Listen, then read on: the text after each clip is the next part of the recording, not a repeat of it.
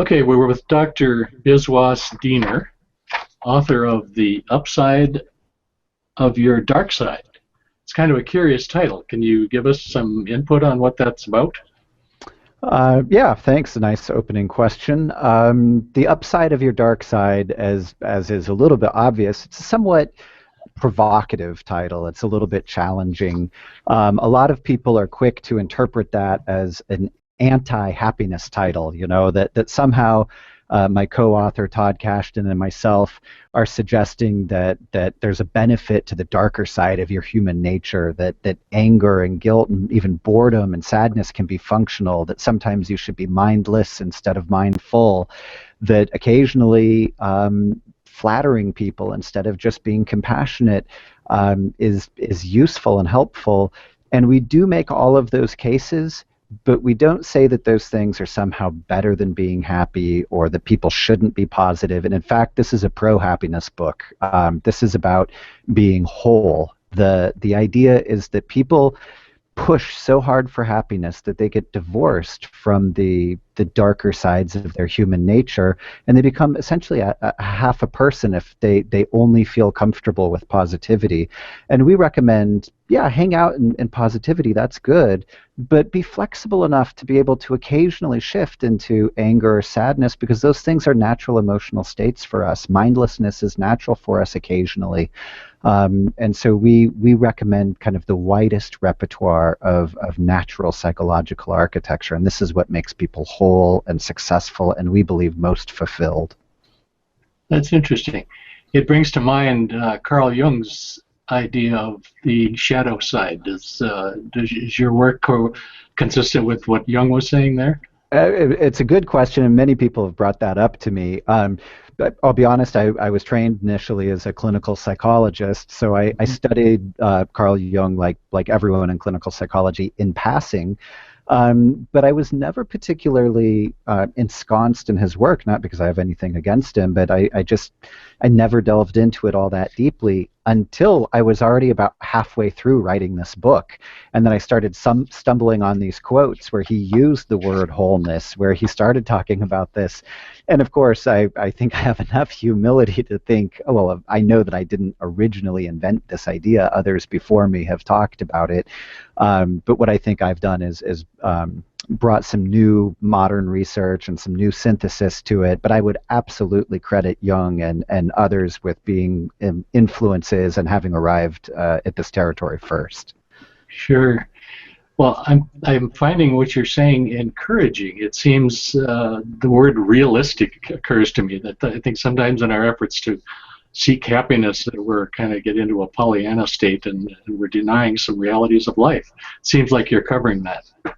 Yeah, absolutely. I had personally a really big kind of touchstone moment. I was giving a talk at Harvard on happiness, and I had lunch with one of the participants. And this is a true story. She said to me, "My dog died this morning." A very tragic event for her. Very emotionally laden. She said, "My dog died this morning. You're an expert on happiness. What can I do to be happy?" And the very framing of her question struck me, because I just thought, well, you shouldn't be happy. This is actually an appropriate time to feel sad. And I realized that as we learn more about fulfilling life and a meaningful life, as we're better able to get pleasure, as we have a more robust science of happiness, people are viewing happiness, I think they're taking it too far, and they're viewing it as sort of a moral, emotional imperative, and that if you're not happy, somehow you've failed at the American cultural script and what's increasingly becoming a more common world cultural script. And so what I'm interested in doing is sort of a permission slip to the extent that I'm someone who can give permission. I mean, of course, I'm not, but I just want people to be able to let themselves off the hook for occasionally feeling bad or getting it wrong. And not only is feeling bad not just something that we can accept and tolerate, but we can actually use it like a tool, and it can be strategically beneficial to us. Sure. That's interesting. I'm a dentist, and when people used to say that I don't like shots, I would respond and say, well, I'd worry about you if you got a kick out of this stuff. So Absolutely, Yep. absolutely. And I think you kind of bring up this idea that I think shots are a perfect example, that a lot of what's good for us happens to also be what's hard for us. Mm. And one of the really compelling pieces of research that I came across had to do with the way that parents think about their kids in school. And they were likely to say things like, we really want a school environment that promotes our daughter's self-esteem. We want her to be nurtured and socially accepted by the other kids. We definitely don't want any bullying. And then they would sort of tag on a line like, and of course, we want her to be challenged in the classroom, or we want her to be challenged in math class. And I found this so interesting because it betrays a recognition that challenge is useful and it's how we learn, at least intellectually, but at the same time, a sort of blindness to the fact that the very same challenge that helps intellectually might also be beneficial to us socially or emotionally. Now, having said that, it's difficult to say, I want my kid to be bullied on the playground, or I want my kid to be in harm's way or in danger. But the truth is, some small modicum of that is healthy for kids. Do you let your kid climb a tree knowing that they risk falling or hurting themselves or tearing their clothes, or do you try and protect them from every possible risk and thereby lower their sort of immunity to hardships and don't give them the gift of the opportunity to learn and grow through them? So it seems like in kind of you're talking about how we can learn to tolerate discomfort, and that's part of our life. Yeah, absolutely. It's something that I refer to as comfort addiction. I don't claim to have coined that particular term, but an interesting thing happened, at least in the United States in the 1990s, which is we became more comfortable than ever before. The world was at a really unique time. Apartheid crumbled, the Soviet Union crumbled, the American economy was on the rise. Technology, the internet was just getting going. It was this huge engine of financial boom as well as creativity. There was just a sense that everything was going really, really well. And it's during this exact same decade that you see a rise in anxiety. College campuses started treating anxiety for the first time in the same numbers that they had traditionally treated depression or relationship problems. And you find the word comfort zone being used for the first time. Only the idea was that comfort zone was bad, that you want to get people out of their comfort zone.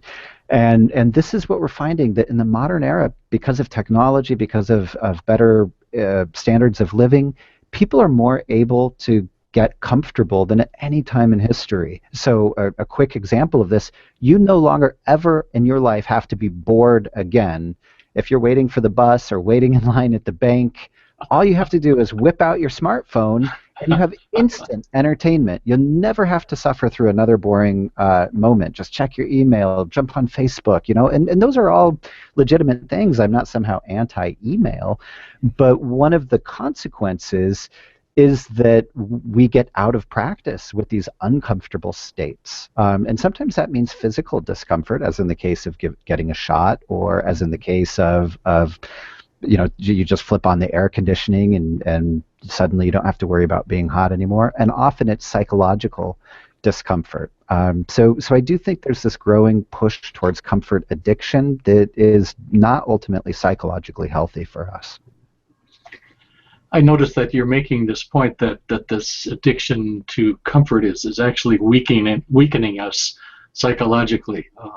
Can you just kind of elaborate on that a little more?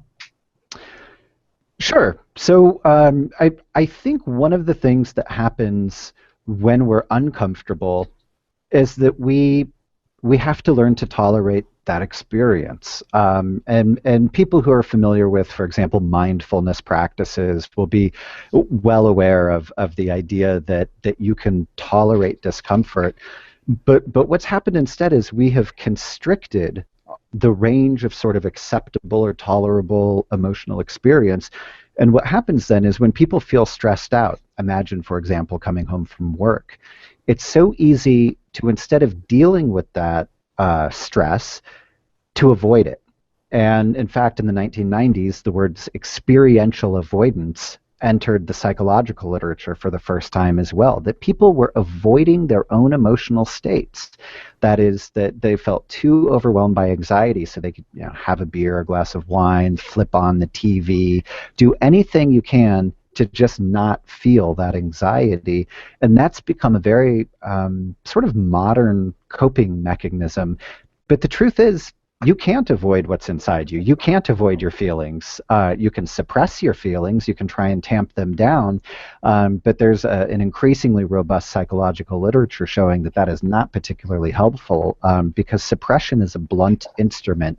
And when you suppress negative affect or negative emotion, you also suppress positive emotion. One fantastic study about this had to do with clinically depressed people who were suppressors, and when you show them a comedy, they won't laugh at it. They're clinically depressed. But when you show them a sad movie or a touching film, they also won't cry at it. But clinically depressed people who are not suppressing, who are just experiencing their depression, they were likely to cry at the sad movie, but they were also likely to laugh at the comedy. That is, yes, they felt pain, but they also were sort of capable of feeling the full range of emotion because they weren't just tamping everything down. I find that to be a really fascinating kind of research result. Yeah, it's almost like their emotions become frozen with this suppression thing. Yeah, absolutely. And of course, suppression isn't the only way. People try and numb their emotions. They try and distract themselves from their emotions. And the truth is, from time to time, that's okay. I'm not just saying that everyone needs to drop into, their guilt or sadness in the deepest way all the time. Sometimes it is nice to have a tiny bit of a break from that. But to think that you can somehow completely get a break from that is just not true. And I think of it as sort of like making friends with your negative emotions. Instead of just saying, oh, I never want them to come over to my house ever, if I could only avoid that, saying, well, they're here, how can I make the best of this visit? What's going to be the best thing to do here? I know they're only here for a little while, I can kind of bite the bullet and see what I can get out of this. Mm-hmm. That's interesting. A good friend of mine is an addiction medicine specialist, and he talks about many people have sort of a lifelong state of dysphoria, and the reason they use addictive substances is to lift themselves out of that dysphoria. Yeah, absolutely. I mean, I think that I don't want to delve too deeply into it, but that idea is one avenue towards drug use, and almost anything that changes your physiological state is just discomfort with being able to tolerate and regulate your emotional experience, which I don't fault anyone for, because emotional experiences can seem overwhelming. It's not like we're training kids in school to tolerate emotions. And in fact, a lot of what we do as parents is tell kids, oh, that's okay, you're okay, don't cry. And we sort of socialize into them the sense that positivity is really okay and negativity is not so much. And it's well-intentioned. And as a parent myself, it's even hard for me sometimes to look at my son, for example, and say, you know what, I'm actually so glad you're bored. I couldn't think of something better for you this afternoon, and I'm just going to let you tolerate that. And of course, when it comes to stronger emotions like rage or depression, we want to help protect those we care about. But for the more mild ones, irritation, frustration, boredom, mild sadness, I think those are really okay to feel, and let your kids feel them. Okay. I'm going to flash back a bit to your phrase, comfort addiction. What would be the flip side of that? Certainly you're not suggesting that people would seek discomfort. I think that's a fantastic question. And I think you actually raise a really, really critical point. I mean, the idea is, if I believe that comfort ultimately, too much of it is bad for people, am I here to say, you know what, the trick now is we all need to go out and buy shoes that are 3 sizes too small and walk around in them, and that's the only way that we're going to learn to really toughen up.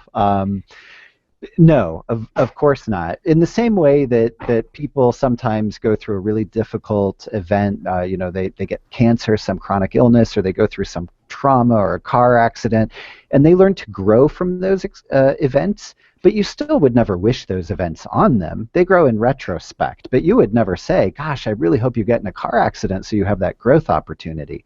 And I think of discomfort the same way. I'm not suggesting that you go out and seek discomfort, and yet I want people to understand that discomfort will come to you, that you don't get to avoid discomfort, and that avoiding it actively can be harmful. So here's a really interesting kind of example of how people seek it out, and it's through travel. A lot of people enjoy taking a vacation. Some people have the privilege of going to faraway countries and other cultures. There is an amount of discomfort that you assume and that you bring on responsibility for when you do that. You know that it's going to be a little bit difficult to navigate in a language that you don't understand, that you might get lost, you may feel self-conscious, like you stick out like a tourist, that the food might seem weird to you, you might not have a good understanding of the culture. But in fact, it's these exact things that make travel so rewarding, that make these experiences so helpful for people. And in this way, I think there are these minor areas, travel, letting your kid climb a tree, that really do help sort of toughen us up without the drama of car accidents or chronic illnesses or things that we would not wish on each other. Sure. You've mentioned a couple times there the words negative emotions have come in there, and I think most of us have kind of an idea of what you mean, but would you explore that a little more? Yeah, sure. So, as a psychologist, we bandy about some of the language, and there's some people that don't like to call things positive emotions or negative emotions. They feel like there's a value judgment there, and that's certainly not the way in which I'm intending to use them. I'm actually just saying positive and negative, like you might find on either side of a battery, that they're just the valence is different than one another. So, if you think about positive emotions, there's a whole range of them that are, everything from feeling peace and tranquility to joy, enthusiasm, love. And then on the negative side, you find things that are very unpleasant to feel, guilt, boredom, sadness, lethargy, irritation, and some negative emotions that actually can be a little bit invigorating and kind of, in a way, energizing to feel, even though they feel icky. And that would be things like rage or anger. So when I talk about the negative emotions, I talk about typically all of those, ranging from anger on down to sadness and guilt, that people are trying to avoid, that turn out actually to be helpful. And I'll just say this because that sounds like a provocative statement. I think that people, one of the reasons people avoid these is because they think that these emotional states are going to be permanent, that they're going to get stuck, that if I feel guilt, I'm going to get stuck there. If I feel anger, I'm just going to become this tyrant to others. But I want the capacity to feel anger. It's one of the things that helps me defend points I care about or defend those I love. I want to feel fear because it'll help keep me cautious and alive. I want to feel guilt because it'll help correct behavior when I know that I've violated my own moral compass. So I want to live in a world where people have the capacity for remorse. And that's what I think people forget, is this is part of our natural architecture, that sadness helps you conserve your resources. It helps you pull in social support from others. Boredom actually kind of kickstarts motivation and inventiveness for you, or at least potentially it can. Anger sort of empowers you to take risks and defend that which you care about. So occasional bouts of these feelings are quite helpful, but of course we don't want people to live there or dwell there all the time. Can you kind of expand that notion of anger? Because I think most people are very uncomfortable with that, and yet you're saying it has a useful function. And I like what you're saying, that you're not necessarily locked into it if you express anger, but what I'm hearing you say is that this is okay. It is kind of what drives us sometimes. Absolutely. And let me be the first to admit, I would understand it if people are uncomfortable with that notion. That makes sense to me. I get that. And it's true. People people are just concerned and wary that anger is somehow like an emotional tsunami, and it's just absolutely going to wash over me and carry me out of control. Um, and they would offer as evidence for this things like, I blurt out hurtful words that I wouldn't otherwise say. I'm like a mean person when I'm angry, and that's not really me. But the Mm-hmm. truth is, when you're angry and you say those are words you would say. That's exactly what you would say. That is coming out of you. That's not like somehow magically transplanted in you from another person. The anger is what is the pressure release valve that's allowing some true sentiment out. Now, you may be concerned that it has a deleterious social effect, that it hurts others, and I think that's a really legitimate concern. Mm-hmm. But the truth is, if you look at your own anger history, I think that's the best indicator. You've been angry before. Everyone's been angry before. I've been angry before. And of all the times I've been angry before, it doesn't really result in violence, which is sort of the most extreme thing we might be worried about. Mm-hmm. I'm not going around beating up people. I'm not abusing people. I'm not hitting people. I have occasionally blurted out words that I regretted, but pretty rare. I didn't get stuck angry. I'm not angry now. Obviously, something shifted. Typically my bouts of anger, if you track them, they last, maybe 45 minutes, an hour, and then you kind of cool off. And that's sort of a pretty typical experience of anger. Now, there are exceptions to that. We know people who are sort of, keyed up and dialed into anger and are pretty aggressive individuals. And that's not who I'm talking about. I'm talking about the huge sea of humanity that represents the rest of us that just kind of feel normal anger. And that's the type of anger that I'm recommending in occasional and appropriate contexts. Okay, good.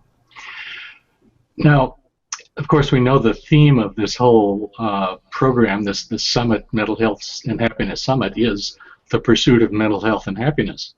How would you respond to that? Yeah, so let me. I have a lot to say about that. My background as a research is as a subjective well-being researcher. That is, I'm a happiness researcher.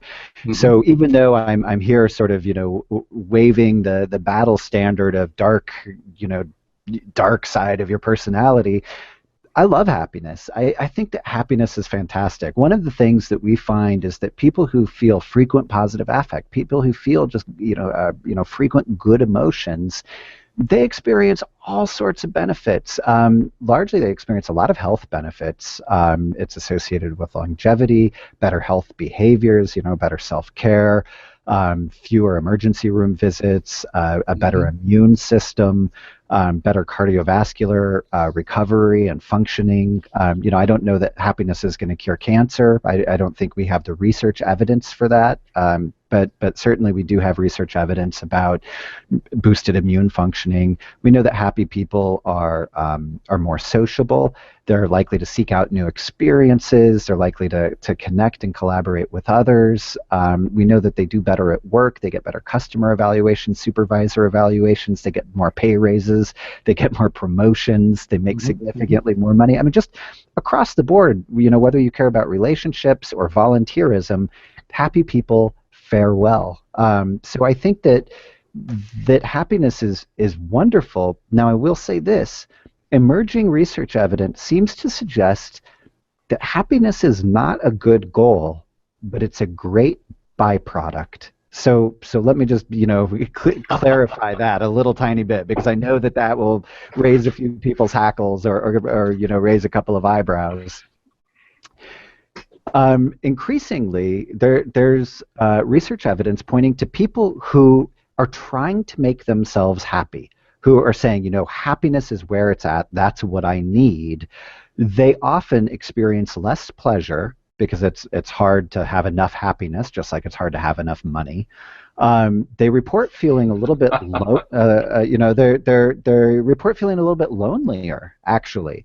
And in one study, when Japanese and American people rated the happiness, just do you think how positive do you think happiness is?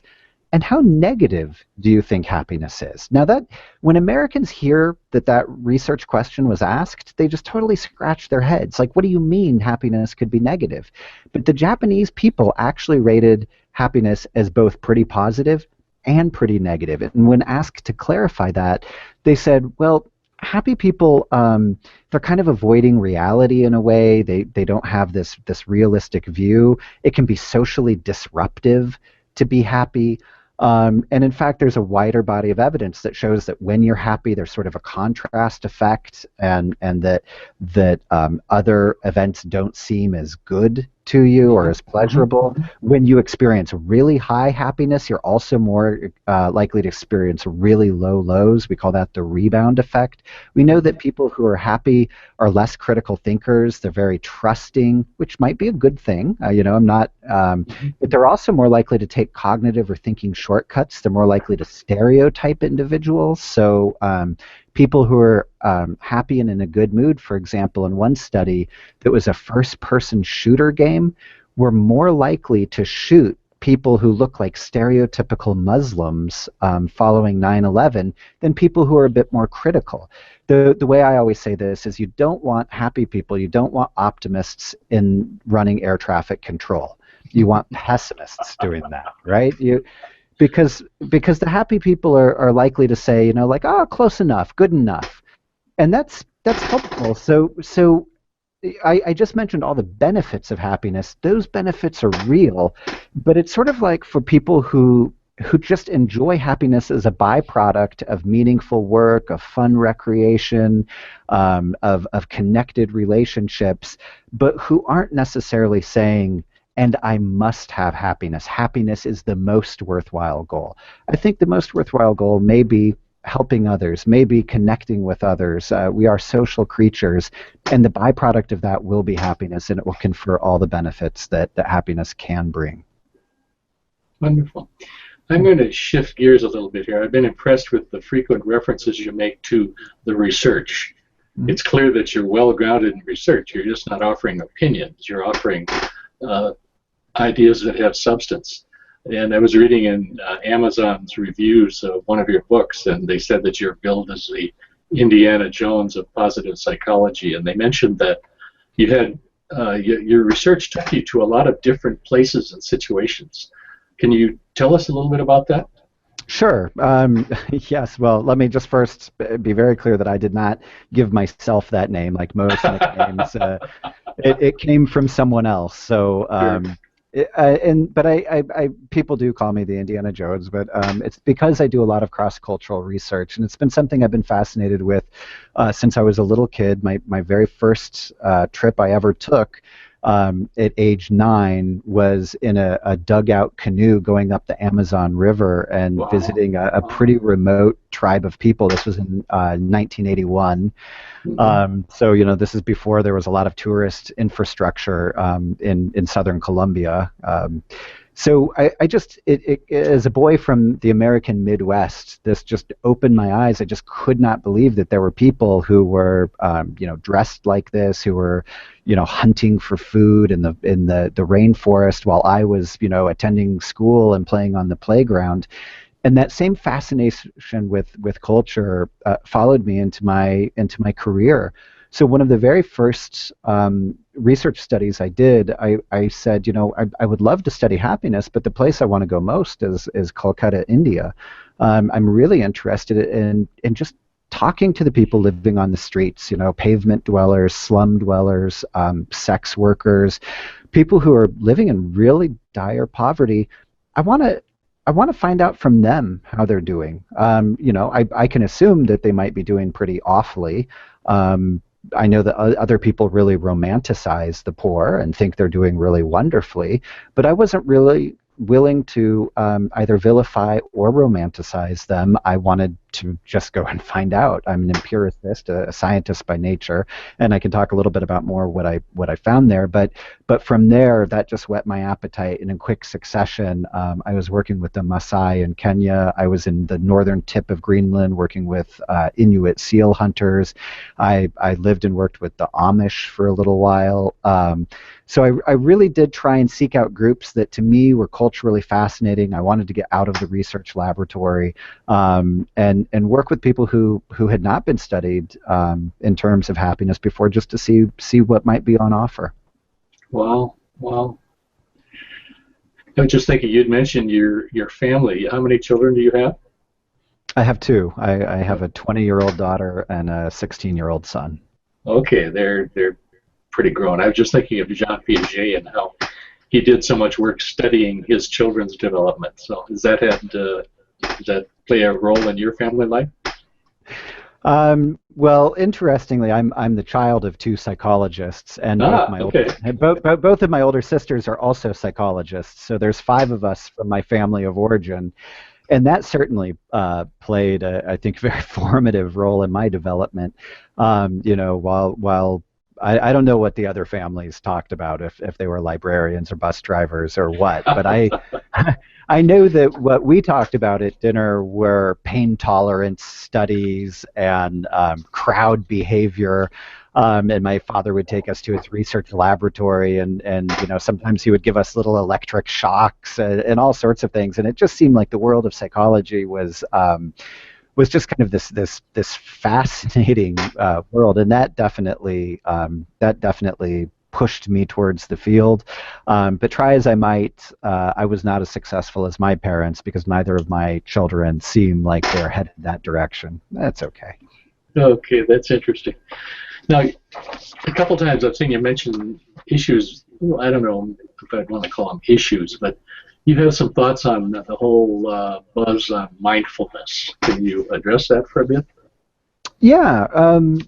In the book that I wrote, The Upside of Your Dark Side, I used the phrase, say, mindfulness has just a smoking hot reputation these days. I call it the Scarlett Johansson of psychology. And the idea is, mindfulness is very popular. It's rooted, of course, in Buddhist practices. And the idea is that we tell a lot of stories in our head. We spend a lot of time up here kind of filtering the world rather than simply absorbing the world through these perceptual mechanisms, our eyes, our taste, our ears, and just seeing the world as it really is. And the more we sort of fill in stories and make attributions about others, I can't believe she did this to me. I don't know why they're late. I think they're standing me up. Our mind has the ability to sort of fill in the gaps.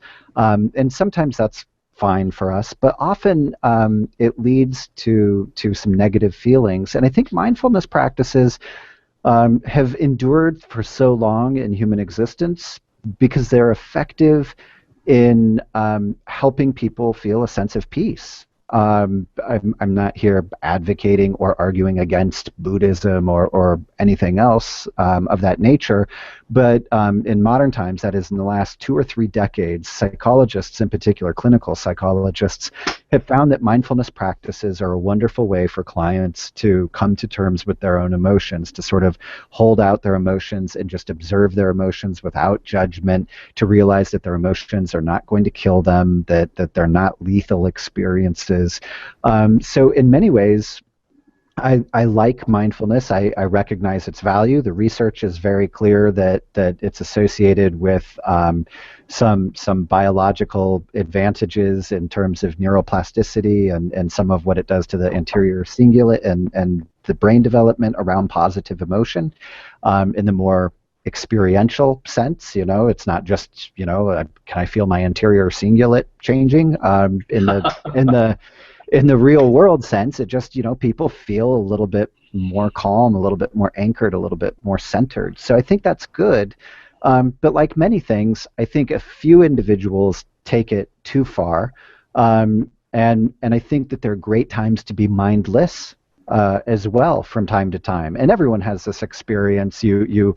you drive to the store and then suddenly you sort of wake up and you realize you're in the parking lot of your kid's school and you just sort of went there on autopilot. Well, those kind of autopilot experiences actually have a few different benefits for us. It turns out that those are where a lot of the most creative moments come from. Yeah, many people know the kind of what's called the shower effect, right? You get these aha moments in the shower.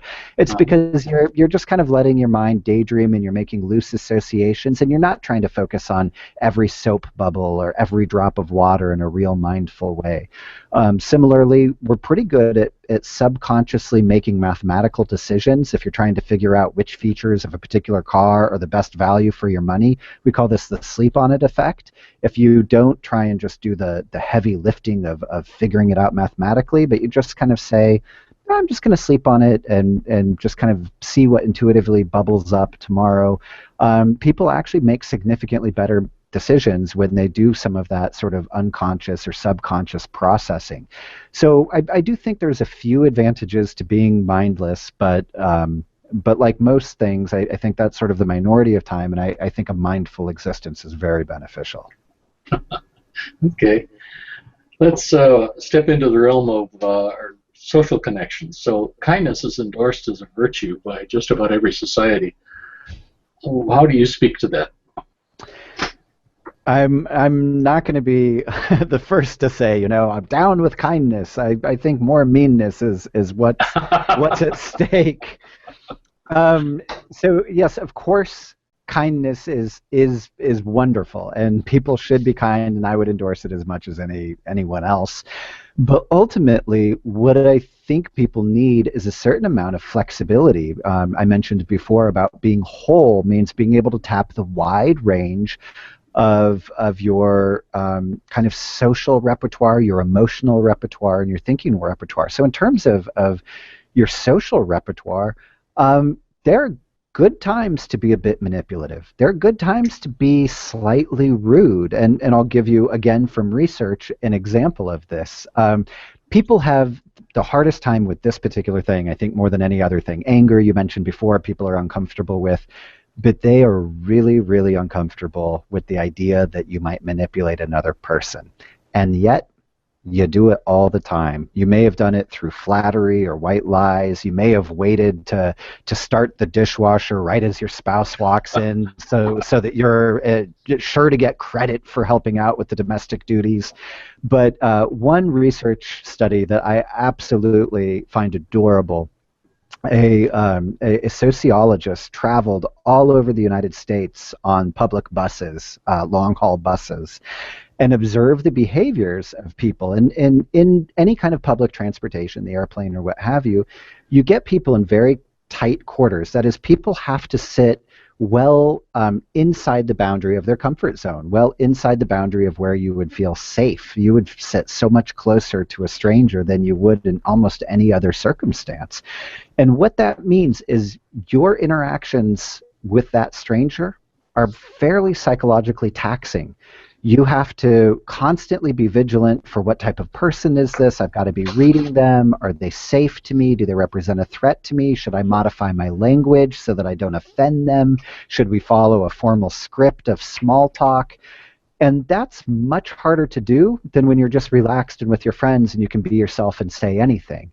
And the way people deal with this is by not wanting people to sit next to them. And this is something I think absolutely everyone can relate to. On the airplane, you don't have a choice. Every person who comes down the aisle, you just think to yourself, please, not next to me, please, not next to me, please let the seat be empty for the flight. But on the bus, interestingly enough, you do have some power to control it because there are no assigned seats. So what this researcher found was that people engage in all sorts of strategies. They'll sit on the aisle seat and leave the window seat open because it's a bigger hassle to cross them. They'll put a bag up on the seat next to them. They'll lay across both seats and pretend to be asleep. They'll kick a foot up on the sleep. They'll make themselves look kind of tough or uninviting so people won't want to sit next to them. All of these are tiny, tiny manipulations. And the interesting thing, I think, is they're not manipulations that somehow prove that you're a meanie or a jerk. they're manipulations that are a little bit self-serving because they are going to allow you to just relax for the entirety of the bus ride, and that's not really all that awful a thing to want for yourself.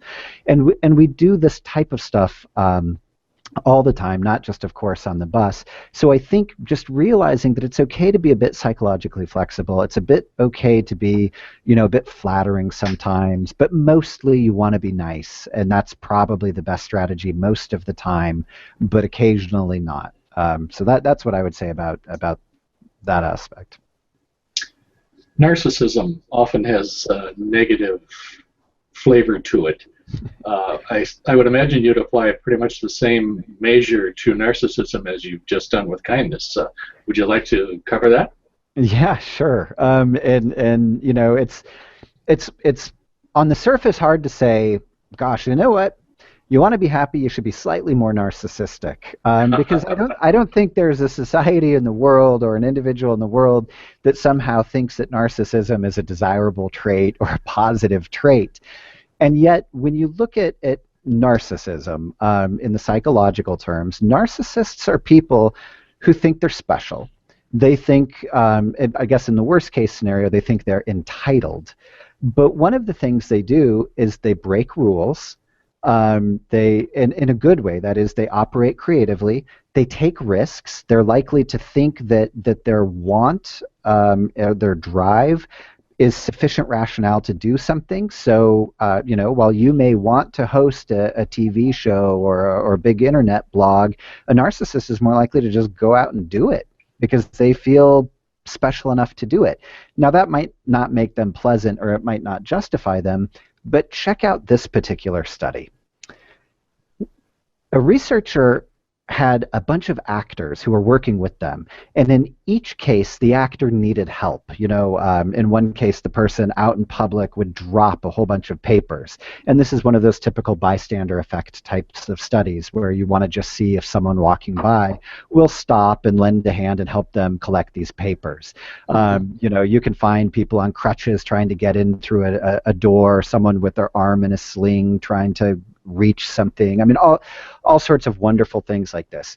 And what the researcher did is they had 3 different actors that bystanders would go across. Not immediately. I mean, it would look too fishy if you just said, oh, here's one person in need and then another right next to them and a third right next to them. But it was sort of spaced out. Narcissists, people high in narcissism, were not likely to help the first person. In fact, they were less likely to help. You, me, typical kind people are more likely to help. But on the second person they came across, narcissists were equally as likely to help. And by the third time they came across someone in need, narcissists were more likely than kind, sort of normal people to lend a helping hand. And I think that's pretty interesting. I mean, people want that. They really want that finding explained to them. Narcissists, to some degree, care a whole lot about what others think of them. They feel like they're on stage. And so narcissists, by the time that they realize, like, gosh, this is happening again and again, I'm kind of dropping the ball. I didn't help that first person, but by the third person, I definitely have to help and maybe make a big showing of helping. And they actually become better at this than the kind people who end up getting burnt out over the long run with helping. It's not to say that narcissists are obviously somehow better than kind people, and it's not to say that narcissism is the preferred tactic to kindness in every situation, but sometimes narcissism does pan out. And I think, that I don't want to name names, but narcissism may have given us the iPhone. Narcissism may have given us Microsoft Windows.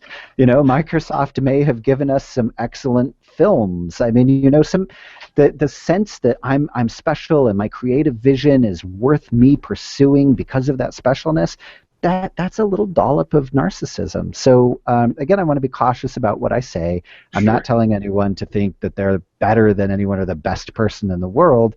But it's okay to embrace your uniqueness and your specialness. It doesn't make you better, but it makes you unique in a particular way. Well, I'm impressed that as we're going along here, the way you bring out the notion of balance. It's not all this, it's not all that. It's, we need to balance our lives. Let's talk a little bit about parenting in that regard. There's a lot of talk about positive parenting. I was watching one of your TED Talks recently, and you talked about helicopter parenting. I'd like to hear more about that. Yeah, so I think one of the perennial challenges for parents everywhere is this idea of how much do I protect my child versus how much do I set them free unto the world. A really interesting study in Australia, like everywhere probably in the industrialized world, kids used to bike to school where possible, and now there's an increase in parents chauffeuring their kids to school, driving them to school. And when researchers asked Australian parents about this, a lot of that shift was because of perceived danger on the road. That is, I'm afraid my kid will get hit if they're on their bike. Drivers are crazy these days. It's just so dangerous out there these days. And traffic statistics don't bear that out. Even controlling for the fact that there's fewer kids biking, there are not somehow proportionally more accidents involving children on bikes than there used to be. Now these parents, yeah, absolutely. They're well-intentioned parents. They want their kids to succeed. They want their kids to get into a good college. They want their kids not to come to physical harm. They don't want their kids to get bullied. And those are really, really sane things for a parent to want. But by swooping in, as in the case of helicopter parents, and solving the problem for the kid or advocating too much for the kid or not kind of hanging your kid out to dry every once in a while, parents don't help their children in the long run. They encourage a sense of perfectionism. And I'll tell you just a quick personal story. I'm dealing with this exactly right now. My 16-year-old son in high school, he did not hand in a critical paper, and I'm pretty sure this one paper, even though he had it finished on time even, is going to drop him one letter grade. And I have a choice as a parent. Can I go advocate for him and make sure he gets those high marks, or do I let him take the hit and drop him a letter grade with the idea that this is just a great learning experience for him? And I'm going to be so honest, I wrestle with it. I just go back and forth because I think, oh, well, I want him to get into a good college. I want those high grades. And ultimately, I'm not going to help him. On this point, I'm going to let the cards fall where they may. And there you go. I don't think that makes me a better parent than anyone else. I just hold that out as a little bit of self-disclosure to show that everyone wrestles with this issue. Sure. That's good. Well, let's wrestle with the issue of romantic relationships. I think it's been a while since I was courting my wife, over 50 years ago, but I remember how important it was for me to put on the right front. And yet, after marriage, we realized that front is not sustained. You want to just talk a little bit about the whole idea of courting and romantic relationships from the perspective that you have on this best side of your dark side, however you phrase it? Yeah, certainly.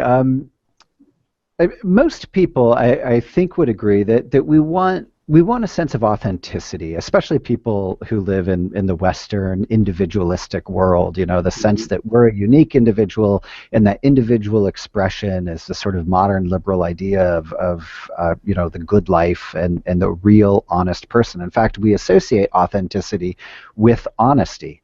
And if you're somehow changing the way you are, posturing or flattering someone, that is, fundamentally dishonest. Interestingly, when you travel to many Asian countries, especially East Asian, Confucian, and Pacific Rim countries, where people are more collectivist in nature, they do not see the authentic self as nearly as stable as Westerners do. They're more likely to think that they change quite a bit from situation to situation. Sometimes I might be a sister or a mother or an employee or a colleague, and depending on which of those I am in the moment, I might change the way I express my emotions. I might change the actual language I use. The truth is, if you ask someone in Canada or Australia or the United States, do you think that's true of yourself? Upon reflection, they will also agree with that. You're more likely, for example, to use bad language around your friends than you are around your grandmother, just by way of example. So people get that. But this sense that we must always be honest and authentic and that we have this stable self prevents us from seeing that presenting a certain side can be helpful, and that when we court someone, when we can negotiate a good deal for a car, when we do anything involving relationships, you can present a side of yourself, and that side, that slice of the pie itself, can be authentic even though it's not the entirety of you. So when you go out on a date, you are putting your best foot forward. You are, kind of looking at your achievements. I mean, I would never recommend too much authenticity on the first date. Because people would never mate, they would never reproduce. It would actually interfere with the process. That's insightful. Yeah. So that's the argument I make, and I'm sticking to it. I love it. Well, this has been stimulating and, if I dare say so, even entertaining. What would you, as we bring this to a close, what were some final thoughts you'd like to leave with our audience? That's a great question. So in thinking about the idea of mental health and happiness, just with the whole theme in mind, one of the things I think that's kind of fundamental to what drives people every day is sort of a balance. And this, I'm holding this out because I don't think this gets talked about a lot. I mean, I think people, when they talk about happiness, they'll talk about gratitude, they'll talk about mindfulness, they'll talk about, these kind of go-to topics. But I think there's a sort of balance between novelty and familiarity in our life, and that we really desperately need both. Familiarity is comfortable to us. It's safe. It's predictable. It allows us to relax. It's where we can recharge and be ourselves. But it's also stifling and stagnant. We don't learn and grow through familiarity.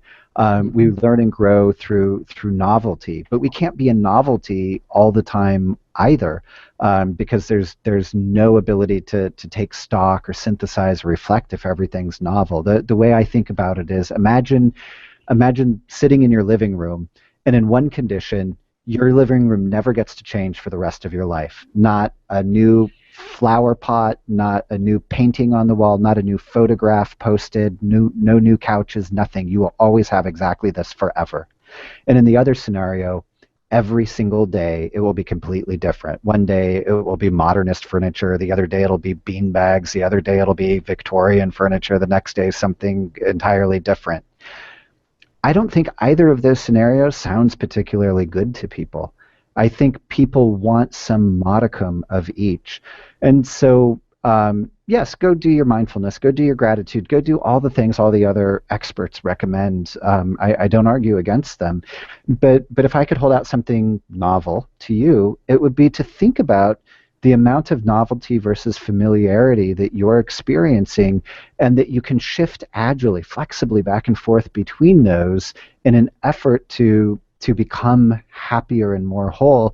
And they won't always feel good. Novelty will always feel a little bit anxious to you or a little bit challenging to you. Yes. And it's okay, because you can always drop back into the sort of the happy, pleasant, positive familiarity.